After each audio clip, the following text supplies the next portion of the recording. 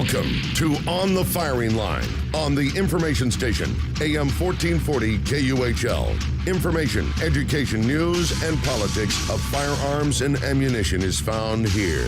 If you have any questions, call us at 1-888-625-1440. That's 1-888-625-1440. The government has added new charges in the corruption case against suspended State Senator Leland Yee. Chinatown Association leader Raymond Shimpoy Chow and 27 others. Yee and Chow are both accused of racketeering or running a continuing criminal enterprise in the revised grand jury indictment. Yee, a Democrat who represented parts of San Francisco and San Mateo County, is charged together with former San Francisco School Board President Keith Jackson with racketeering by soliciting bribes and campaign contributions in exchange for political favors by Yee. Chow is accused together with Jackson and 15 other defendants of racketeering by allegedly running drug sales, money laundering, gun sales, and schemes to buy stolen property through an alleged criminal faction of the Che Kung Tong. Chow is the leader of the Che Kung Tong, based in Chinatown. The racketeering counts carry a possible maximum penalty of 20 years in prison upon conviction. Legal analyst Dean Johnson says, "I think some of these people who are currently named as defendants might very well turn up later as government witnesses," Johnson said. One who will not be taking a deal is Chow.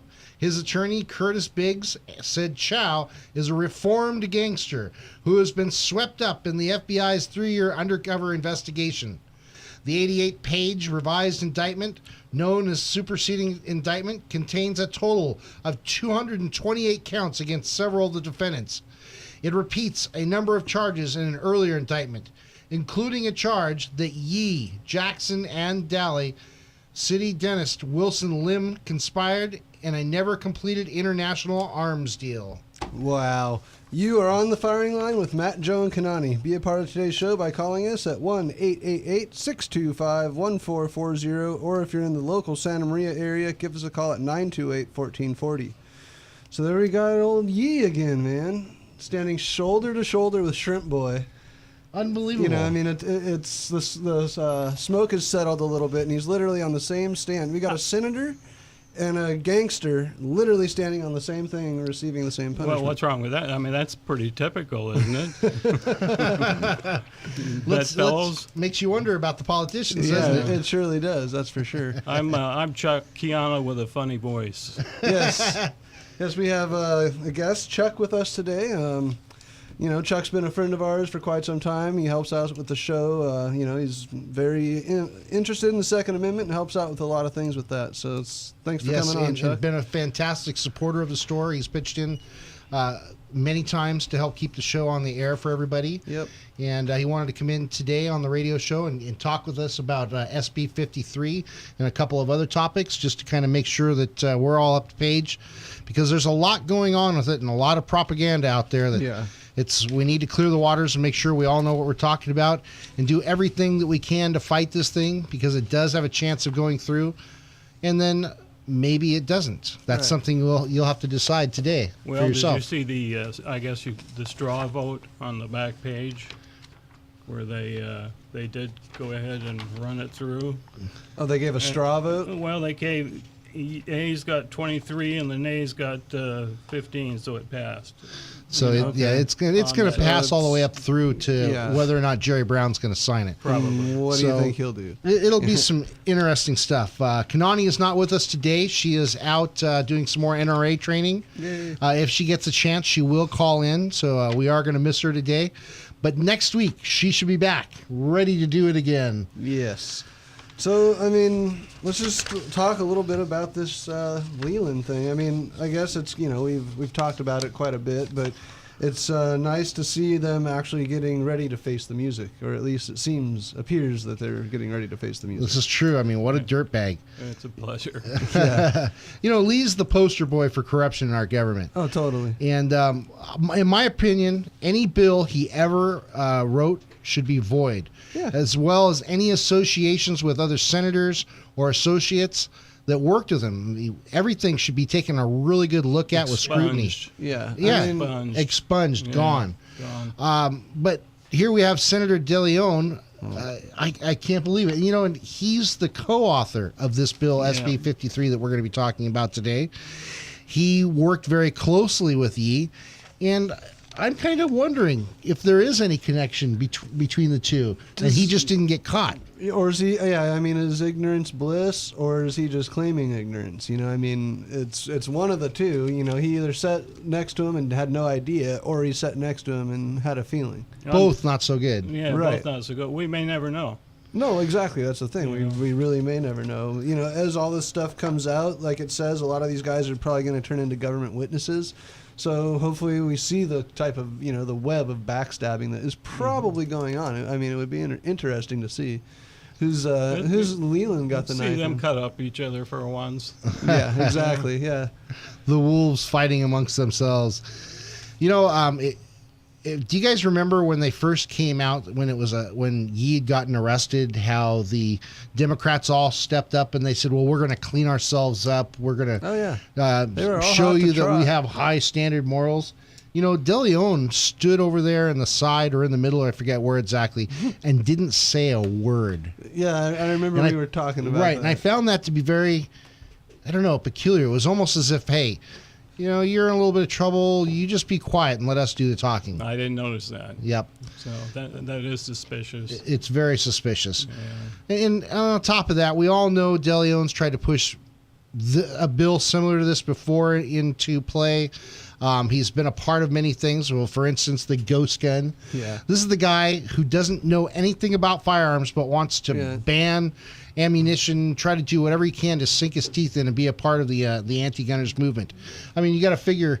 You remember when he was up there talking about this is an AR and it's fully auto and it can dump 30 bullets. 30 caliber magazine clips in 2 seconds. Yeah, in half a second. Which makes no sense whatsoever. Right. Impossible. Because, I mean, if anybody who knows anything about it, it's preposterous. I mean, it's not a 30 caliber gun. It's not automatic. It doesn't do any of that stuff. Right. But Even the weapon they showed was a sniper weapon. He says, this is what our military uses. It is not. That is not what our military. They use something much better or totally different than what they did. Yeah, yes. absolutely. And the whole, like you were saying, I mean, like there's the whole bunch of cronies in this thing. There's Leland, there's Yi, De Leon. I mean, not to mention, Hannibeth. I mean, it goes on all and the on. way on. So there's that whole My group concern of is, them. are we the only ones fighting this? Is this little radio station the only one saying anything about this? Do we have any help from the NRA? Are they here? Well, Or Calguns. Cal Guns, any of these people that I've given money to year after year, and I think we should continue to do so. Mm-hmm.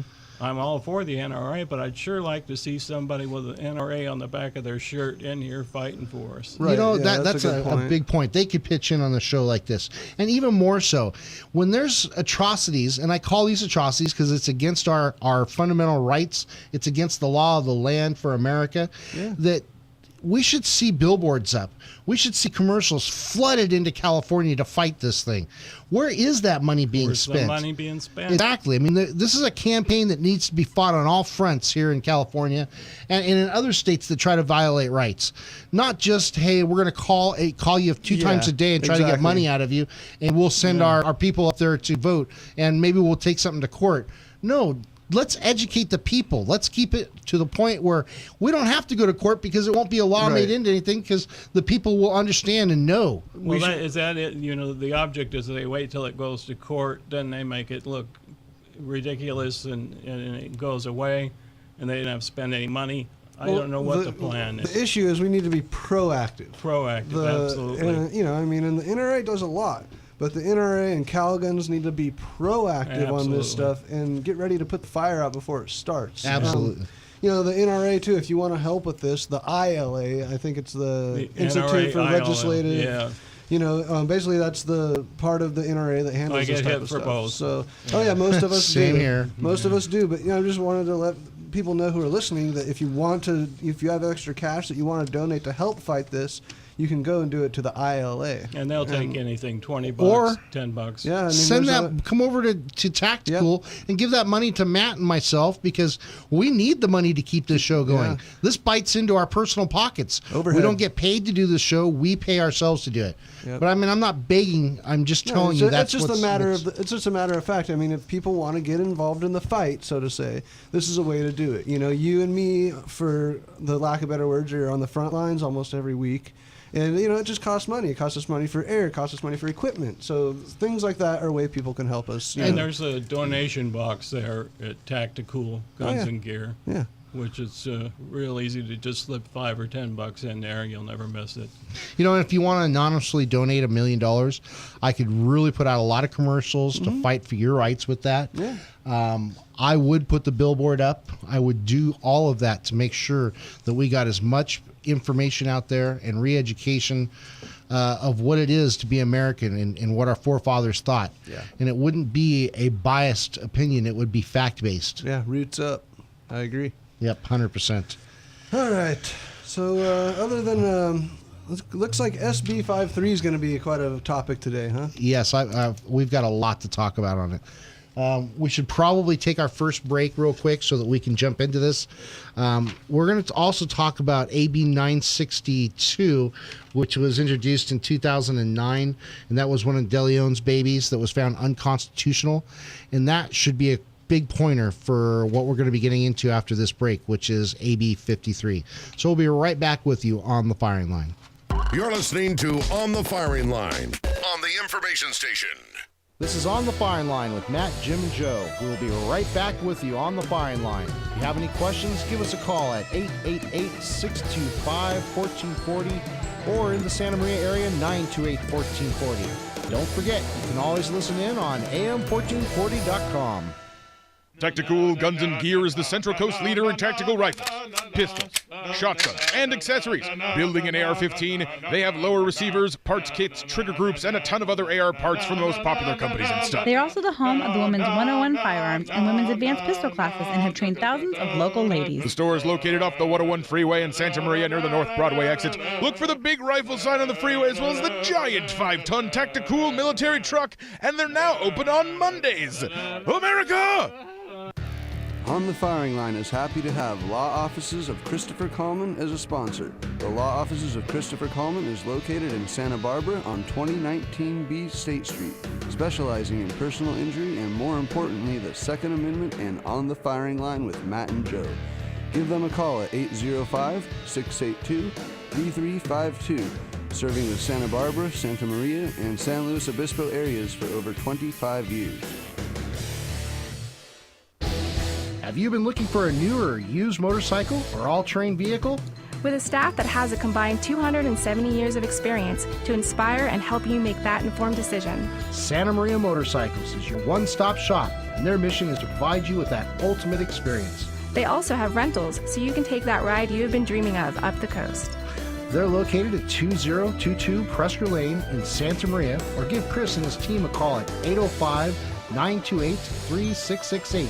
Again, that's 805-928-3668. We're happy to have a special guest here today at the Plumbing Talk Studios, Jeremy Griffin, owner of Griffin Plumbing in Orcutt. Welcome, Jeremy. Hi, thanks for having me. So, Jeremy, the reason your plumbing company is called Griffin Plumbing is that your last name is in fact Griffin. Yeah, that's right. Unbelievable! Griffin, just like the legendary creature with the body of a lion and the wings of an eagle. Yeah. What a brilliant move, Jeremy. I'm a genius. To name your plumbing company after this majestic creature. A creature known not only to have divine power, but also to be a protector from all things evil. Well, it is my last name. Audience, listen carefully. If your plumbing devices are threatened in any way, I implore you to seek the power and protection of the Griffin. We're always here to help. Just give us a call. Call the Griffin. Find us at callgriffinplumbing.com or call 934-1949. Welcome back to On the Firing Line with Joe, Matt, and Kanani. That's right. We're back on the firing line. So, lots of scandalous things are happening, as usual, over there on the Hill. But recently we have AB 53, and what was the other one? 916. Well, AB 962 is something that was pushed through in 2009 and ended up being signed into law by Governor Schwarzenegger at the time. Yeah, and I remember. Later it was found unconstitutional by a judge and squashed. And it has a lot of good points. And it's references that we should be able to take from and use in SB 53. Again, this is the guy that he took an oath to uphold the Constitution, and he's writing a law that's unconstitutional. Here he is ripping Is it that apart. not treason within itself? I mean, I guess it's not treason against high treason. It's not high treason. No, it's not high treason. But in a sense, it's treason against. Stupidity At the against very our least. Constitution. And that person should no longer have a job after something like that. Absolutely. And AB 53 and also from 962 from 5 years ago, they seem very similar to each other. Very. Basically, they're the parallel tracks of the train track. Except this time they're extending it out and adding all kinds of new stuff, which I guarantee you is going to be thrown out for the very same reasons. Most likely, That's if Governor Brown signs it. If Governor Brown is as smart as some people would like to believe he is, then he will see it for what it is, recognize that it's going to be burdensome on the California citizens, it's going to be burdensome on the Department of Justice. Yeah. Absolutely. It's not going to be able to succeed in doing what they want to do because bad guys will go buy their ammo from bad guy places. Absolutely. And make no difference. So really, it's going to be us good guys that are going to suffer because we're going to have to go through more hoops. We're going to be giving up more of our privacy, and all in the name of what? Public safety? Yeah. And is it really public? Is It's that not really going to it? increase. Yeah. It's not going to increase the public safety. No. Doesn't stand a chance. Matter. Yeah, that's It's nobody's children will be safer in school. Nothing's going to happen. Right. And, there's so much to be said about all this, and we're going to get to it. Okay, so let's start this thing off. Yep, we're back, and it's time to talk about the most restrictive and costly bills being pushed through our great state of California, AB 53. As if the passage of California AB 962, written by De Leon, wasn't unconstitutional enough, he's back at it with AB 53. Let's go talk about Assembly Bill 962, which was a gun control law in California authored by Assemblyman Kevin De Leon and signed into law by Governor of California Arnold Schwarzenegger on October 11th of 2009.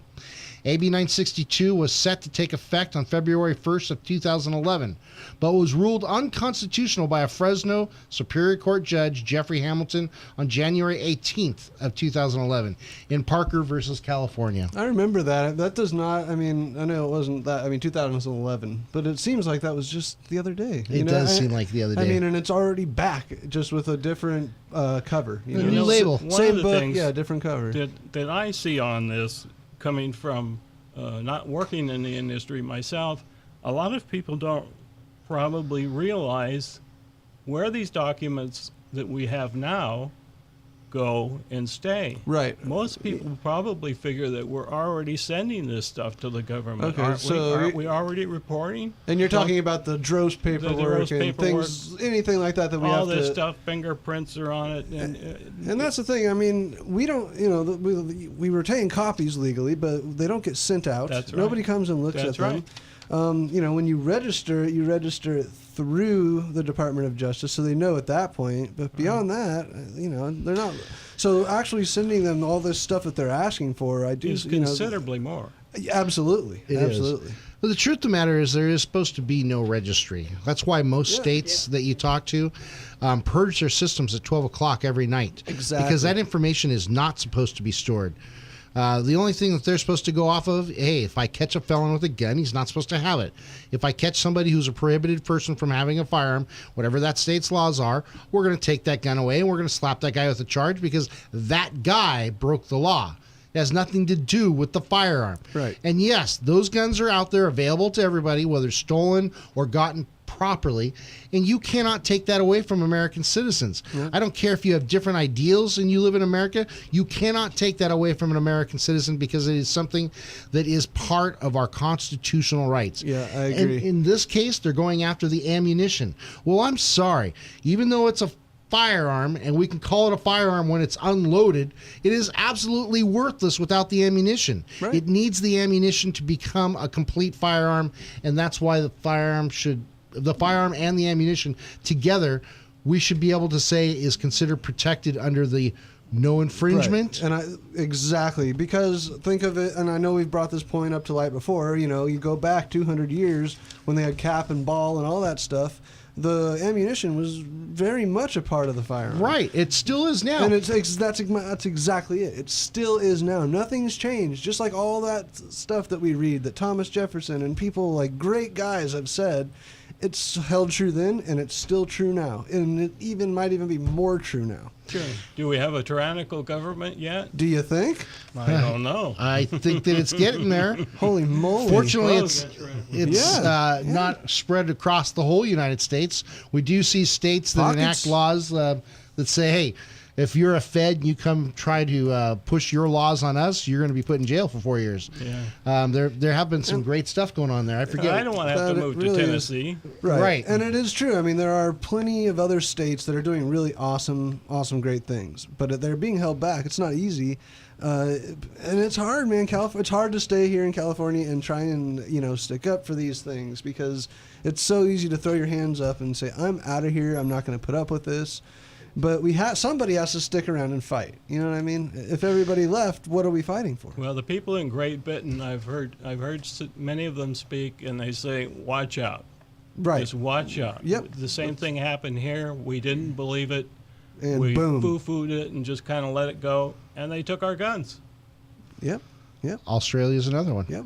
Well, one of the things I was thinking about is that, the millennials that are growing up, they don't understand. They have no idea. Yeah, that's You ever a see good point. Water's World? It's on yeah. Fox, and he goes out and interviews these people on the streets. Shows them the presidents of the United States pictures. And they don't know who they are. Who it is. Right. Mm-hmm. And they ask them on the 4th of July.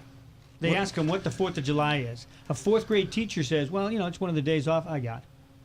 Well, a 4th grade teacher said that. A teacher who's in charge of kids. These are the same people that are voting 180,000 votes to keep Leland Yee's That's right. on the list. He just got arrested less than a month and a half before the election. Yeah, that's exactly right, Joe. That's who it is. That is those people. Yeah. The people that think of the day, that's my day off. Those are the same people who mark it because it has a D or mark it because it has an R. And that's it. I mean, they ask these people. Put some depth into your life. Exactly. I mean, Get some knowledge. Holy moly! It's not about a controller and a television screen. Right. It's just there's so much more to it. And they've got the right to vote.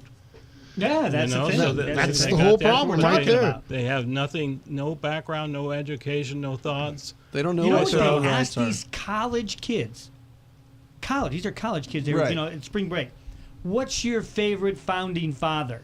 Oh no, my dad. I wouldn't even hear that. Hey, those four guys, those forefathers. Yeah, those forefathers. They're like looking into the sky. How did 4 men start the whole country? They say things like Abraham Lincoln.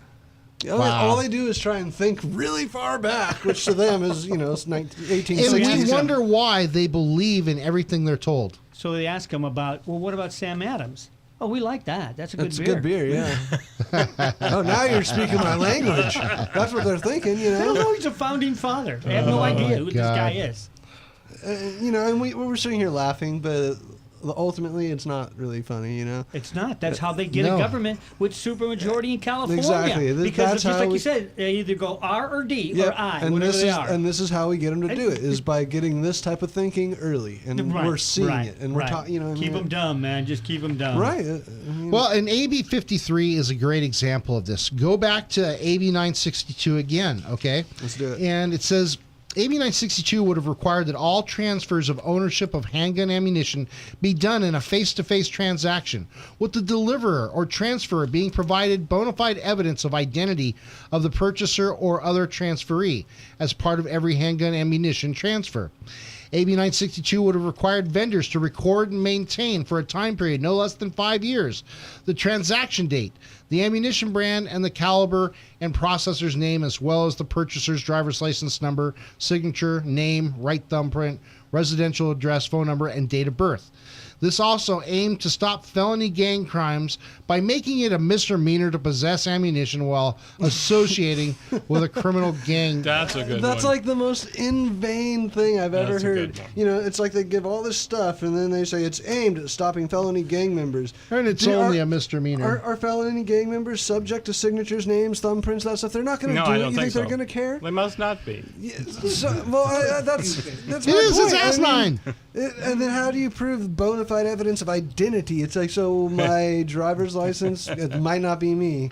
So let me give you a second proof, like you're purchasing a firearm. Well, it which is sounds like that's ridiculous. what they want, more and more and more. Well, exactly, but you know, we're it going to be just- standing before them in the nude before this thing gets over with. So, you Standing guys, before 'em don't with you loaded get it? magazines. It's so that criminals like Leland Yee will know where your guns are and know how to stop and go get your guns so he can continue his empire of corruption. Keep telling yourself this is that, the Leland. agenda. I hope he telling sleeps better.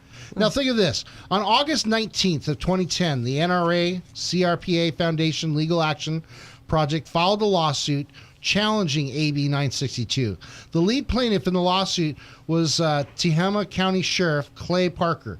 The lawsuit alleged that the mandates in AB 962 were incomprehensible and that the definition of handgun ammunition was unconstitutionally vague. That's how I meant to bring that up. It was the handgun ammunition. You know, it's saying specifically handgun ammunition. You know, right now, like if you're at Walmart and you're buying ammo, they will ask you, is this for a handgun or a rifle? Even if you're buying 9mm. I mean, it seems like a pretty obvious thing. Right. But when are those things are going to come together, and that's going to start being a problem?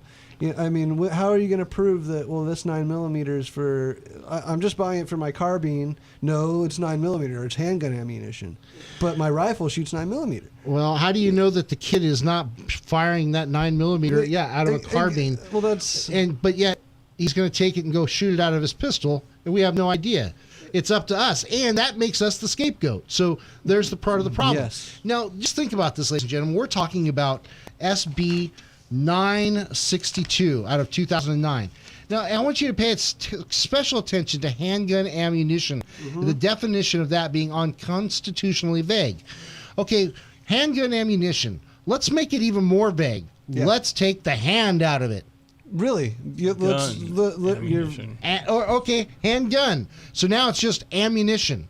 If you go to AB 53, it says all over the thing, ammunition. Does not say handgun ammunition. It says ammunition. So by being less specific, they're being more specific. No, they are not. They're being less specific. They just don't realize what they're doing. Do you think they don't I realize really it? don't think so. No, I don't think they do. And here's another thing for proof of this, okay? We go back and we take a look when California enacted that ARs were banned, okay? It was a blanket ban. They said it was too unconstitutionally vague by saying an AR-15. So California had to come out and mention each specific AR-15 by model and manufacturer. Okay. All right. That's like the CalGuns list or something. Exactly. Okay. So think of that.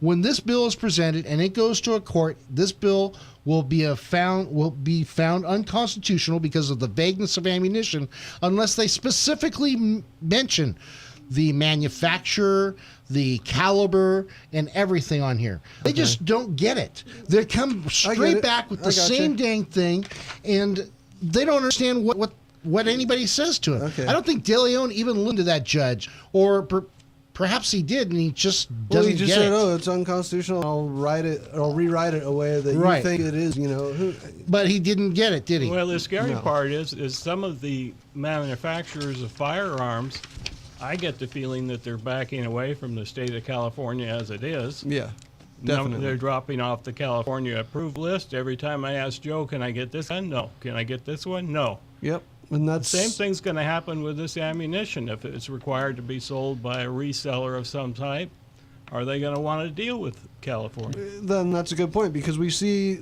California makes it so hard for private businesses and corporations, all that stuff. And this is just another example. I mean, they're making it that much more difficult for normal people. What about the people. Fair Trade Act? What about the Fair Trade amongst Act? the states? Yeah. I don't know. Okay, so this is definitely going to mess with us. This is another reason why it can be thrown out. It's interstate. Yeah. Okay, you big time. cannot interstate commerce clause or whatever it is. Well, there seemed to be a problem there. I think so. You're going to be taking business away from businesses that are in other states. Well, actually, in some cases, they are other countries. But in other states that depend on this business, and when you do this, you're interrupting it. Right. And maybe I don't get how the clause works, but I know it's there, and I know that this is a violation of it. I think you've got something there. I think that's a good point to go on. Right. It's unbelievable the extent of this. So now we've read you what AB 962 was out of 2009. What we need to do is get you involved with SB 53 and show you the latest amendment by DeLeon. And it's called Ammunition Purchase Permits this time. This guy does not give up. And yet he's the most ignorant person when it comes to firearms, and we're supposed to listen to him? Mm-hmm. Leading by example, or isn't that how it's supposed to be done these I days? do not get it. And you know what gets me too is here we have all these commercials, or not commercials, let me rephrase that, articles coming out on Facebook, on different news media outlets and stuff like that. None of them seem to have narrowed down what exactly this bill does. I've heard some of them say, well, it's going to make felons out of all Californians. Not true. Right. I've heard them say that it's going to get rid of all sales from internet sales. Well, if you read the bill, no, it's not going to get rid of it. It's going to make it harder to do, and it's going to make it a pain in the ass, much more burdensome. Right. But it's not going to do it. And it goes on. But yet, okay, so that's propaganda from our side. All I wanted was the truth. And so that's why I went today with everybody's help here. We read through this thing, read it a few times so that we could hopefully understand it and be able to present it to you and show you exactly what's going on.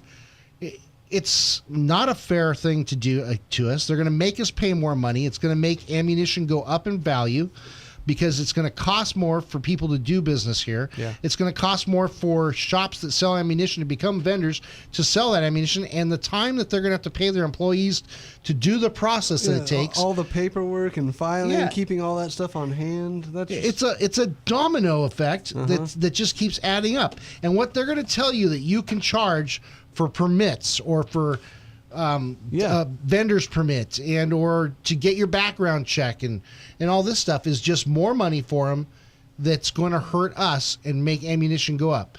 I mean, if their ultimate goal is to make ammunition so expensive in California that we can't afford to buy it, that'll bring it less. I guess in that sense, yeah, you're right. You are going to make a lot of felons out of people because people are going to come steal the ammo. Close. But no, you're right. I mean, if they literally, if it comes down to it being $5 for 9mm round, it's going to come down to some crazy stuff happening. Some of the manufacturers have backed off and are getting a little tense, should we say. As I told you the other day, I bought a recoil spring for my 1911. And when I got it through Amazon, they threw up a list of like 7 Los Angeles area cities. Oh, that they won't ship to. They won't ship to. Right. Yep. It's a recoil spring. Yeah. I mean, and that's the same. Just a part. Yeah, it's not even part. It's literally a barrel spring. All these things. It's just so like I bought 5. I figured I better get some. Other companies too. It's just like they won't sell any AR-15 product. They won't send you a stock or a grip because California has made it so hard for these companies that a company in North Carolina might break the law and not even know it just by sending something to California. So de facto, they don't send it here. And yet, a lot of the industry is in California. Yeah, it's California-based. There's a lot of it. All right, AB 53. This bill was actually designed, or so he says, DeLeon says, in order to assist in the investigation of crime, the arrest and prosecution of criminals, and the recovery of lost, stolen, or found property. That's what this is about, and that's what it says in the bill. So Lost or found property. Yes. I love that. And you know how that's going to be done? How? How do you think? Because they're going to be collecting thumbprints. Oh my gosh, you're right. I didn't even think about it. Which is going to advance and expand their already growing database of information on us. Yep. Yeah, absolutely. I didn't even think about it, that part. I was actually looking at it trying to think. Well, I'm glad I used your thumb the last time I did that. Oh, yeah. Wait, I didn't do that? Look, The Attorney General shall keep and properly file a complete record of all copies of fingerprints reported to the Department of Justice, and copies of ammunition purchase authorizations, ammunition vendor licenses information, dealers' records of sales of firearms, reports provided that are not dealers, records of sales of firearms, and reports of stolen, lost, found, pledged, or pawned property in a city or county in this state, and shall upon a proper application therefore furnish this information to officers. Wow. So that, I mean, they're coming out flat out and saying it. They're going to take your information, Very scary. put it in the blender, and then pour it out for them to use as general information. Absolutely. And to think of this, the registry shall consist of all of the following: the name, address, identification of, place of birth, state or country, complete telephone number, occupation, sex, description. I don't know why they want to know about my sex or the description of it. And all legal names and aliases ever used by the owner or person being loaned the particular firearm as listed in the information provided in the Department of the dealer's record of sale or the law enforcement firearms transfer. This is crazy. They're keeping a lot of information there. The name and address of and the information about any person, whether a dealer or a private party, from whom the owner acquired or the person being loaned the particular firearm, and when the firearm was acquired or loaned as listed in the information provided to the Department of the dealer's record of sale. So right there, you're seeing a lot of stuff being done. But this bill goes on. I mean, there's a lot more stuff that's going to happen to this. You're going to see that if you have a firearm, you're going to need a permit to be able to buy ammunition in it. When you buy a firearm from January 1st of 2017, you will be able to apply for an ammunition purchasing card because you'll be going through a background check for your pistol, and you'll be going through a background check for your ammunition at the same time if you so want to pay for one. So in 10 days, you'll get the information back letting you know, hey, yeah, you're clear. You can buy ammunition. Here's your number for your card because now we have you on file and we have your thumbprint, and it's part of our database. Okay, but what about the people that have bought guns prior to 1979, prior to this date, that they don't have thumbprints and they don't have all the information? Millions. Oh, yeah. Millions Without a doubt, of millions Well, of people. they've thought about this, and they've created a system to where you can go to the Department of Justice, and the Department of Justice will have to accept that you want your information put on that list. Oh, boy. Okay. That's what it says in here. No, who in their right mind? Yeah, I mean, even, if you're trying to do it to stay within the law or whatever, but since you don't have to, I don't know who. They'd look at you funny. They would look at you funny. You walk in, they'd be like, "Oh, that's the one. That's the one person in the state." It says, if any person is listed in the registry as the owner of a firearm through a dealer's record of sale prior to 1979, and the person listed in the registry requests by letter that the Attorney General store and keep that record electronically, as well as in the record's existing photographic or photostatic or non-erasable optically stored form, the Attorney General shall do so within 3 working days of receipt of the request. The Attorney General, in writing, and as soon as practicable, notify the person requesting electronic storage of the record that the request be honored as required in this paragraph. So, again, who in their right mind wants that information stored in a registry? Remember, most states purge this stuff at 12 o'clock every night. Every day, yeah. Why? Why do they do that? We're supposed to be protected. This is like blowing my mind right here. This is just some cruel stuff. Oh, dude. Okay, let's go on. And before we go on, we should take a quick break because we're coming up on the end of the train quickly here. So let's go ahead. We'll break it off for a few minutes, and we'll get more back on the firing line. We'll be back to more of On the Firing Line with Joe and Jim after this. This is On the Firing Line with Matt, Jim, and Joe. We will be right back with you on the firing line. If you have any questions, give us a call at 888-625-1440 or in the Santa Maria area, 928-1440. Don't forget, you can always listen in on AM1440.com. Tactical Guns and Gear is the Central Coast leader in tactical rifles, pistols, shotguns, and accessories. Building an AR-15, they have lower receivers, parts kits, trigger groups, and a ton of other AR parts from the most popular companies and stuff. They are also the home of the Women's 101 Firearms and Women's Advanced Pistol classes and have trained thousands of local ladies. The store is located off the 101 freeway in Santa Maria near the North Broadway exit. Look for the big rifle sign on the freeway as well as the giant 5-ton Tactical military truck, and they're now open on Mondays. America! On the Firing Line is happy to have Law Offices of Christopher Coleman as a sponsor. The Law Offices of Christopher Coleman is located in Santa Barbara on 2019B State Street, specializing in personal injury and, more importantly, the Second Amendment and On the Firing Line with Matt and Joe. Give them a call at 805-682-3352, serving the Santa Barbara, Santa Maria, and San Luis Obispo areas for over 25 years. On the air with the Midnight Mystic is one of our regular callers, truck driver Charlie. Well, I just seen another one, Midnight Mystic. Another Griffin, Charlie? I'm telling you, they're all over the Central Coast now. How long have you been on the road now, Charlie? 2, 5, 8 weeks, I don't know. Perhaps you should park the truck and get some sleep, and maybe the Griffins will disappear. Well, there it is again. I'm going after it. What does it look like, Charlie? Holy mackerel. It's got the body of a lion and the head of an eagle. Is it flying, Charlie? It's on the side of a white truck. Is it a Griffin plumbing truck, Charlie? Could be. I don't know. I'm pulling right up to it.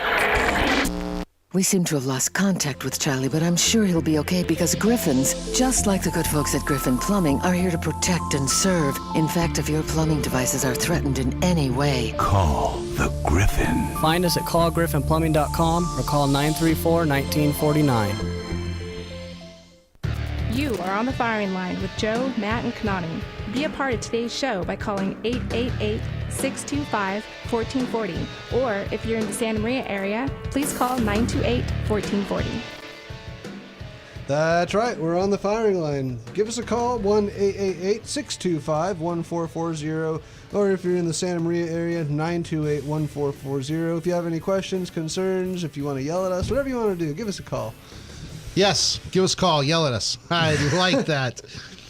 All right, I want to talk about internet sales. This is something that's been part of the bill, and a lot of people have been saying internet sales will cease to exist. Well, I beg to differ with you. Okay. The delivery or transfer of ownership of ammunition may only occur in a face-to-face transaction, is what it says, with the deliverer or transferor being provided bona fide evidence of identity from the purchaser or of the transferee provided.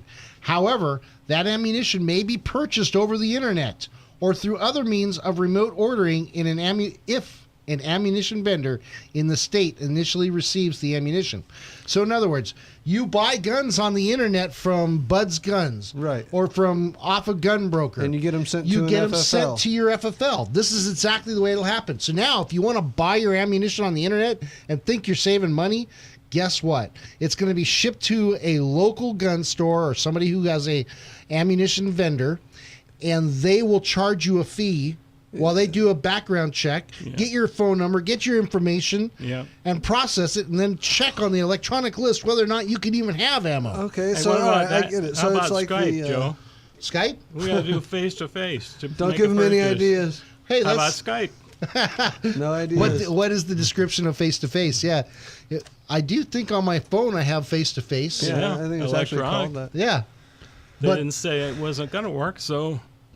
So people, basically what they're going to be doing is, like, if you buy a gun online, like you just said, you pay that outside FFL fee, and then, you do all the paperwork, and that gun store submits it. So that's going to be the same it's deal. going to be more work for the gun stores. It's going to be more work for the person trying to acquire the ammunition, and it's going to be more work for the actual vendor of the ammunition. I mean, this is just all the way around ridiculous. It's ridiculous. I mean, unless It they're trying to absolutely is. make jobs, which I'm pretty sure they're not. And we already have these huge holes in the ammunition supply. Right. Yeah. This is going to create a burden on the gun stores and even on you, the person buying. It's a double-edged sword for both of you to follow this law. Right. This makes no sense. And who except wins? to understand that the anti-gunner wins. All right, check this out.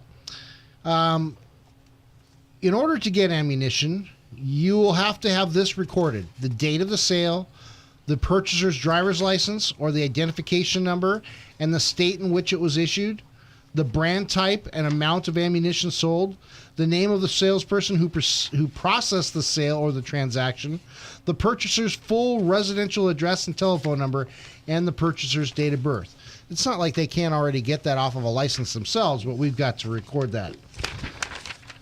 Wow. Oh my gosh. And then, commencing July 1st of 2016, the vendor shall submit to the department the information required by Subdivision A in a format and manner prescribed by the department for all sales of ownership of ammunition. The department shall check the submitted information against the prohibited armed persons. The vendor shall not share any of the information required for any reason other than for authorized law enforcement purposes. So we won't be able to tell anybody about what's going on. It's kind of like not a no compete clause, but well, I mean, it sounds good until they start authorizing law enforcement purposes for things that aren't really, I'll just say, just. The truth of the matter is we don't need this law. Exactly. If a DA comes in and he wants information about somebody because they've committed a crime, yes, there's a good chance I'm going to help him out because I don't want a criminal with a gun either. That puts a bad light on all of us. All right, here we go. Commencing on July 1st of 2017, only those persons listed below or those persons or entities listed in a Subdivision E shall be authorized to purchase ammunition. Prior to the delivery of the ammunition, the vendor shall verify that the person who is receiving delivery of the ammunition is properly identified person or entity listed in a Subdivision E or one of the following: a person authorized to purchase ammunition, a person who is authorized to carry a loaded firearm, which would be something like a concealed weapons permit, a holder of a special weapons permit issued by the probably the department, Yep. a holder of current certificate of eligibility, which is something you can do alone by going through and getting a background check, which gives you a certificate of eligibility to show you, hey, look, I am clean. I'm eligible. Right. A holder of a valid entertainment firearms. And then it says, commencing July 1st, 2017, the vendor shall electronically verify with the department in a manner prescribed by the department that the person is authorized to purchase ammunition by referencing the central list of authorized ammunition purchasers. If the person is not listed on an authorized ammunition purchaser, the vendor shall deny the sale. Whew. Unbelievable. So we're the ones going to be making the decision. And we're the ones that are going to be the you-know-what. I can't figure it out. We'll be the scapegoats. Yeah. 100%. You know what gets me on this whole thing? There's another piece in here that talks about, right now, the background check that they're going to use will only check for felonies. Okay. So it's not doing anything for the type of stuff they want to check. Mental illness. Yep, that's the big one. That's the big one right there. So now we're going to check for a background check. They are, and they're going to put somebody's name on the list, but that person could be a mentally ill person, right? Who shouldn't have a gun. Yeah, who knows? Maybe they just got lucky and haven't got caught. And it's going to be like this until they get enough money to join the technologies together, so they can do a better background check. Yes, I mean that because otherwise it's got holes in it. There's nothing that is 100% sure. I mean, yeah, if it's a felony, it shows that, but there's so much more to it. Just like we were saying before, there's a lot more to these things. Who bears the liability? That's a good point. Is it the shop that sells the ammunition? It's ultimately going to come to the vendor. Yeah, well, that's what. Thanks a lot, California through De Leon. Right, because I mean, just think of The state's not going to take it. If they just say, hey, that guy over there, that works in shop B, sold the ammunition to person C, who did, Isn't there some crazy rule you can't sue your government anyway? Well, you have to ask permission to? Yeah, I think you have to ask permission. Be on the list. Unbelievable. Holy guacamole donut shop. All right. It does not end there. I mean, ladies and gentlemen, this is stuff that you can't make this stuff up. Yeah, and that's really it. I mean, it doesn't make any sense. At least if I made it up, it would make You're sense. right. He did. He's got a great imagination. Yeah, give that boy an A for art class. He really does have a good. That's terrible. Man. Darn it. All right. The department shall create an internal centralized list of all persons who are authorized to purchase ammunition. The photo identification provided with the application shall be referenced to the person in the centralized list. Law enforcement agencies shall be provided access to the list for law enforcement purposes. The department shall recover the responsible cost of regulatory and enforcement activities related to the sale, purchase, possession, loan, or transfer of ammunition pursuant to this section by charging applicants described an initial application fee not to exceed $50. Oh, great. Including fingerprint fees, which shall not be valid for 2 years and not to exceed, or which shall be valid for 2 years and not to exceed $14. It's just more money. Right. Okay. So let's just say if it, not to exceed. So let's just say it is $50.14. There's $64, and let's put that on top of something like an HSC. That's another $25. $25. Yeah. And I mean, real quick, you're going to be spending $100 before taxes, before anything to get a gun and ammunition. Yeah, just to even blink and think about having these type of material. I think I got a hole in De Leon's plan. Let's do it. Reload. Aha. That's a good point. I have read this thing forwards and backwards, and I see nothing about reload. No. And I've heard on the internet from all kinds of different sources, this will affect reloads too. Well, put it this way. If they regulate the sale of the actual projectile, the bullet itself, then that's where I see they could get it. Okay, then we go back to the vague statement of ammunition. Right. Mm-hmm. So all ammunition would include just projectiles. But that's the thing, you can't really have it both ways. So if you're saying projectiles, then you're including pellets, BBs, plastic BBs, darts, airsoft, the whole works. Tin rock pockets, all that stuff. It's got to go. Rocks are a projectile. Can you imagine? Hey, I want to buy that bag of rocks. I've got to. I've got my ammo. I have purchase. my $14 saved. I can get checked out for that bag of rocks. That's amazing. But just imagine, rock throwing will plummet. No, it won't. Exactly. I'll be there. Yeah. Trust me. Awesome. Well, it's a good thing I'm not easily depressed, or I might get upset about this kind of stuff. Maybe. And it's okay to get upset, but if you're going to get upset, do something about it. Don't get upset, look in the mirror, and just turn red, because that's what most of the people do, and that's how we ended up where we are right now. That's right. We let it get there. Exactly. As much as, we did let it get there, unfortunately. So when you guys, you get mad and you get upset and, you hear people talk, do something before it's too late. Right now. Do it. Don't do it tomorrow. Check this out. Check it. The Attorney General shall prepare and submit to the legislator on or before July 1st of 2017 a report concerning all of the following. What is? Recommendations for enhancements that can be made to the background check system to capture mental health records, domestic violence, restraining orders, and wanted persons information. The feasibility and cost of implementing enhancements to the background check system, the overall cost of creating and maintaining, and the cost of the individuals of using that enhanced system. That's got to be, you're going to pay a fee to... Yeah, because it's an if you're a enhanced vendor, system. You're going to have to pay a fee to use the system to check to make sure that they can do it. Yeah. So it's just like DROS. You pay $25 for registration. Guess what? You're going to be paying a fee to get ammunition. The overall cost of creating and maintaining, and the cost of the individuals of using that enhanced system. Okay. The feasibility of integrating the ammunition background check system into the current firearm registration system. Again, we will combine and keep these informations of thumbprints, addresses, phone numbers, everything. The effect of the system on overall effects by the Department of Justice in terms of information and computerized upgrades that the department is currently undertaking. Recommendations for regulation of interest commerce, including the internet sale of ammunition and out-of-state hunters wanting to purchase ammunition in California. And that's something else that's going to, we need people coming in, going hunting in California, spending money, doing things like that. It's part of what, the economy. Thank you, Chuck. It's part of the economy, and there's so many things here that are being attacked. The seventh largest economy in the world. And it's being attacked. This is on lots of fronts. So, I appreciate you guys having me on. Thank you very much, Chuck, for coming in with us today. It's been a hectic show. We'll bring more for you. Hopefully we can shed some light on the AB53 thing. Anyway, keep the good fight going. Tune in next Saturday, 4:05 at the same bat time, same bat place for On the Firing Line.